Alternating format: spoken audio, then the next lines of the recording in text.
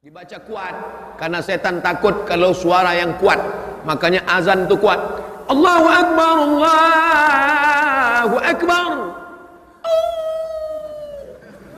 Kenapa kalau azan berkumandang suara anjing melolong? Karena anjing-anjing melihat setan pada kabur. Jadi anjing bisa ngeliat setan, Pak Ustaz? Bisa. Saya pengen ngeliat setan, ganti pakai mata anjing.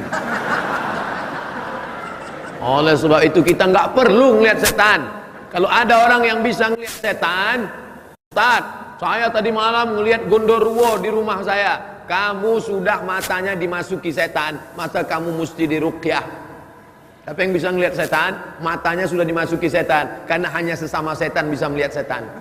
Kecuali ada orang-orang soleh yang dia melihat itu karena mukjizat Nabi, mukjizat. Adapun kepada wali-wali Allah, itu adalah karamah yang diberikan Allah. Tapi mereka nggak pernah ngaku-ngaku. Ini baru sholat 2 hari udah bisa ngeliat setan di belakang. Tadi malam saya pulang pengajian Pak Ustadz, berat sekali. Saya lihat ke belakang, ada sundel bolong numpang 2. Emang dia nggak ada kerja lain mau numpang? Oleh sebab itu jangan hiraukan yang model-model begini. Kita hanya disuruh jaga, jaga, jaga. Jangan sampai setan mengganggu. Setan, jin, iblis, genderuwo, sundel bolong, suster ngesot, jin dan jun. Ini sebetulnya mana Pak Ustadz? Makhluk cuma ada 2. Wa ma khalaqatul jinna wal insa. Cuma ada 2. Makhluk yang nampak namanya ins, makhluk yang nggak nampak, nggak kelihatan namanya jin. Jin ini terbagi 2. Jin yang baik namanya jin muslim, jin yang jahat namanya jin kafir. Jin yang muslim itu apa kata dia? Inna, buka surat Al-Jin juz 29. Inna minnal muslimun, kami ada yang jin muslim. Wa minnal qasitun, kami ada yang jin kafir. Jin yang muslim itu apa kerjanya? Taharrau rasyada, selalu mencari jalan yang benar, ngaji. Jin muslim itu ngaji juga. Makanya dalam Quran ada cerita jin dengar bacaan Nabi Muhammad baca Quran. Nabi sedang baca.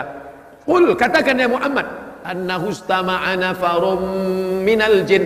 Ada beberapa jin mendengar engkau baca Quran. Apa kata mereka? Inna sami'na Qur'anan ajaba. Kami, kata jin, mendengar bacaan Quran Muhammad itu ajaba, ajib, amazing. Kami dengarkan bacaan Quran Muhammad itu ajib, menakjubkan.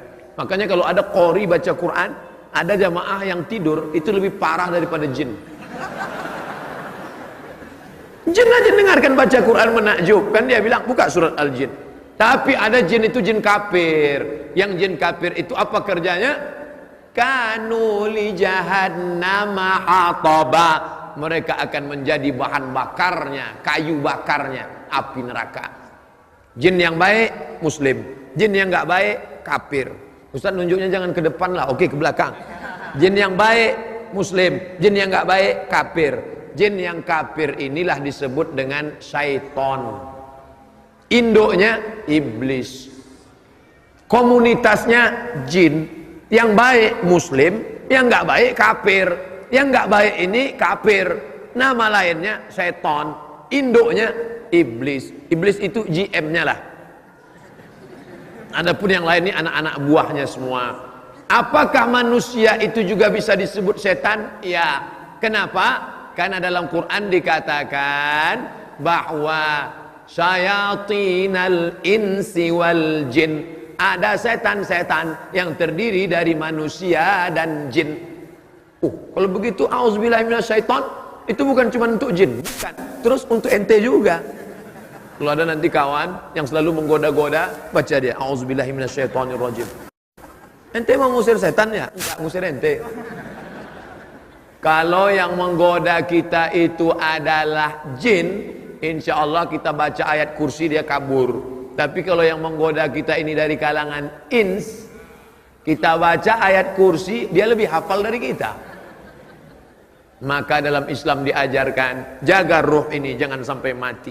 Masih berdetak jantung, ruh masih ada di dalam. Sampai kapan ini? Sampai akhirnya janjimu sudah habis Abdul Somad, maka ruh itu pun keluar. Dari mana dia?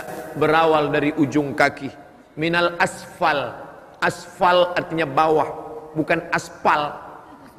Minal asfal, dari bawah. Mengalir dia naik ke atas. Mengalir dia naik ke atas. Lalu kemudian dia pun keluar dari atas.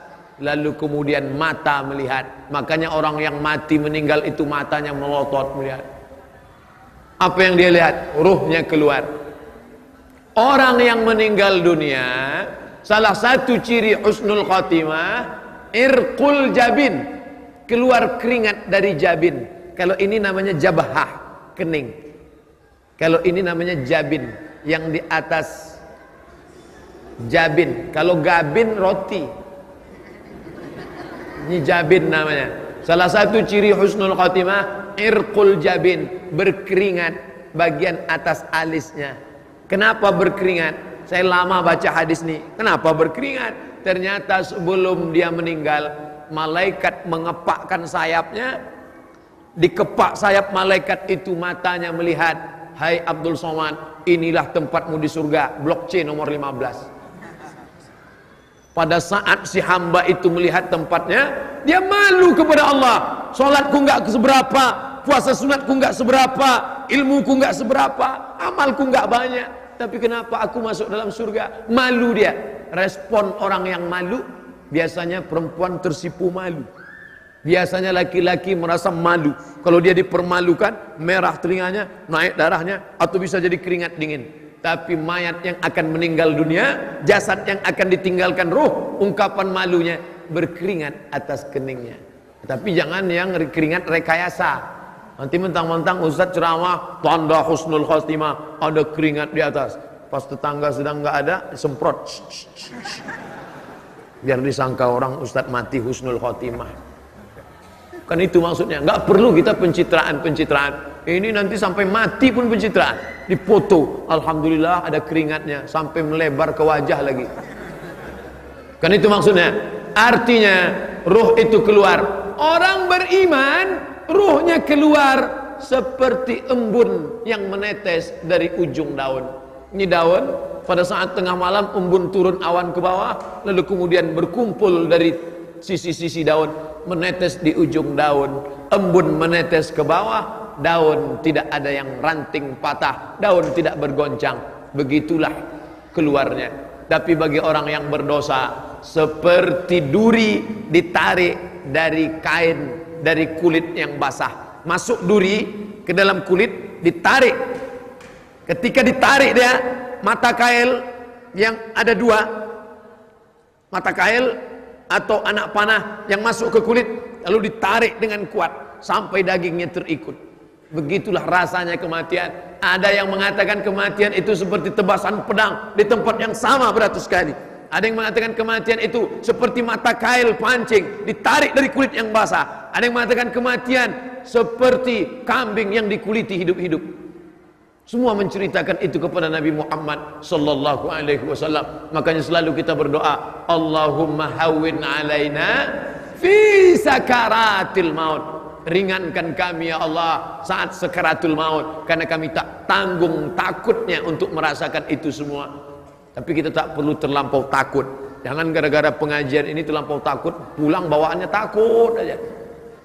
Nanti masuk kantor enggak takut, matilah. Mati nggak perlu takut, karena mati itu adalah resiko hidup. Berani hidup, berani mati.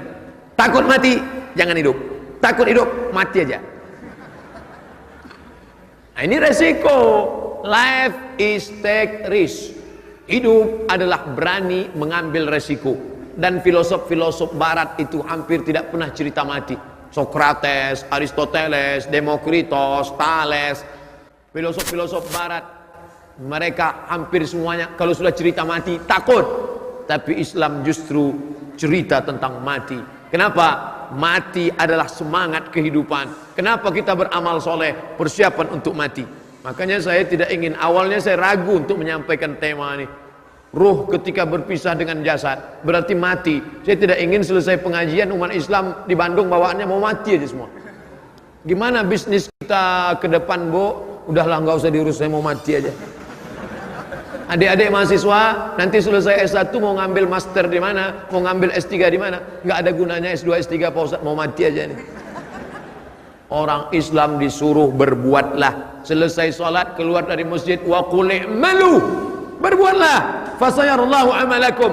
Allah yang akan menilai perbuatanmu, wa rasuluhu, Rasulullah yang akan menilai perbuatanmu, wal mu'minun, orang-orang beriman yang akan melihat hasil dari perbuatanmu. Oleh sebab itu jangan pernah berhenti berbuat. Walaupun engkau sudah mau mati, sudah ada tanda-tanda kematian, sudah terasa tanda-tanda kematian, maka di tanganmu masih ada bibit korma. Idza waqa'at ala ahadikumul qiyamah, kamu sudah mau mati, wa fi yadihi fasila, di tanganmu ada bibit korma, falyaghrisha, tanamkan, gali tanah, tanamkan bibit korma, padahal sudah mau mati.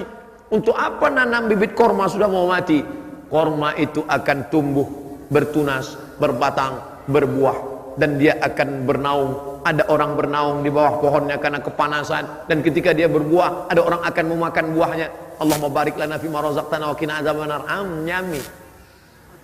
Di saat itu engkau akan mendapatkan pahala. Jangan pernah berpikir saya dapat apa. Yang penting engkau berbuat, nanti pahalanya Allah yang ngurus. Banyak orang sekarang berbuat, gimana kalau kita bangun masjid ini, gimana kalau kita buat pengajian, nanti saya dapat apa, nanti saya akan mati. Memang kita akan mati, tapi ada setelah itu akan menjadi amal jariah.